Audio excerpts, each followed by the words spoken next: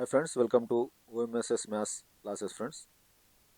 ఈ క్లాస్లో మనం తెలంగాణ హిస్టరీలో భాగంగా జానపద నృత్య రీతులకు సంబంధించిన ఒక రెండు అంశాలు నేర్చుకుందాం ఫ్రెండ్స్. ఓకే, ప్లీజ్ సబ్స్క్రైబ్ చేయండి, లైక్ చేయండి ఫ్రెండ్స్. చివరి వరకు చూడండి, స్కిప్ చేయకుండా చూడండి ఫ్రెండ్స్.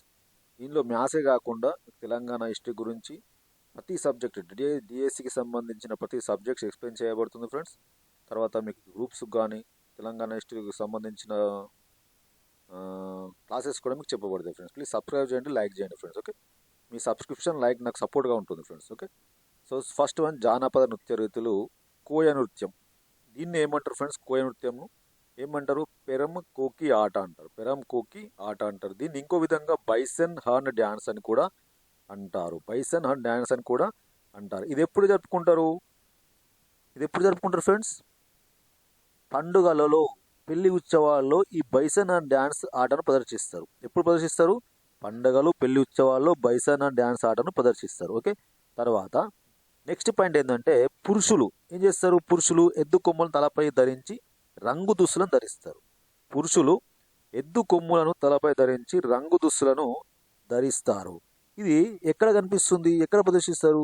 ఈ కోయ నృత్యాన్ని ప్రధానంగా ఒరిస్సా మరియు ఆంధ్రప్రదేశ్లలో ప్రదర్శిస్తారు. ఈ కోయ నృత్యాన్ని ప్రధానంగా ఒరిస్సా మరియు ఆంధ్రప్రదేశ్లో ప్రదర్శిస్తారు. ఇది ఎవరెవరు పాల్గొంటారు? ఇందులో మరి పురుషులు, మహిళలు పాల్గొంటారు. ఎవరెవరు పాల్గొంటారు? పురుషులు మరియు మహిళలు పాల్గొంటారు. ఎంతమంది పాల్గొంటారు? సుమారు 30 నుండి 40 మంది పాల్గొంటారు. ఎంతమంది పాల్గొంటారండి?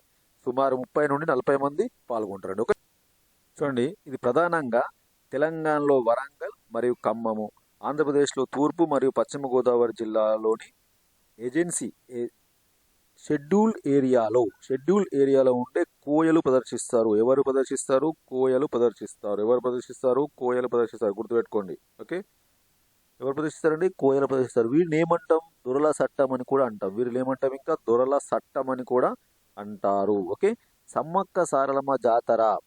ఇదేంది? వరంగల్ జిల్లా యొక్క కోయల యొక్క మెయిన్ ఉత్సవం ఏంది? సమ్మక్క సారలమ్మ జాతర ఉంటుంది కదా ములుగు డిస్టిక్లో. ఇప్పుడు ములుగు డిస్టిక్, పాత దానిలో ఏంది? వరంగల్ డిస్టిక్.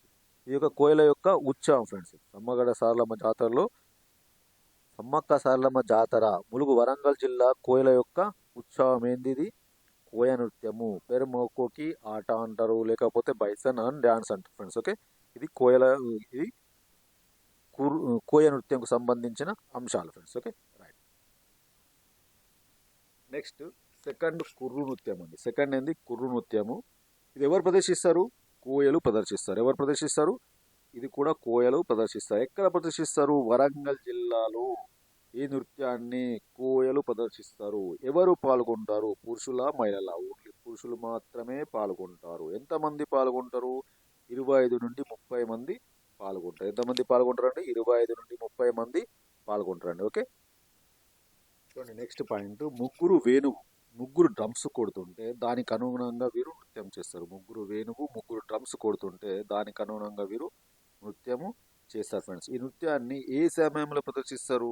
పండుగలప్పుడు ప్రదర్శిస్తారు, పెళ్లి ఉత్సవాల్లో ప్రదర్శిస్తారు, పంటలు కోసే సమయంలో ప్రదర్శిస్తారు. ఈ నృత్యాన్ని ఏ సమయంలో ప్రదర్శిస్తారు? పండుగలప్పుడు, పెళ్లి ఉత్సవాల్లో, పంటలు కోసే సమయంలో ఈ నృత్యాన్ని ప్రదర్శిస్తారు. ఈ నృత్యాన్ని ప్రముఖంగా ఏ జాతరలో చేస్తారు? సమ్మక్క సారలమ్మ జాతరలో చేస్తారు. ఈ నృత్యాన్ని ప్రముఖంగా సమ్మక్క సారలమ్మ జాతరలో ప్రముఖంగా చేస్తారు ఫ్రెండ్స్. ఇది కురు నృత్యం యొక్క అంశాలు ఫ్రెండ్స్. నెక్స్ట్ క్లాస్లో ఇంకో 2 అంశాల గురించి తెలుసుకుందాం. Okay, thank you.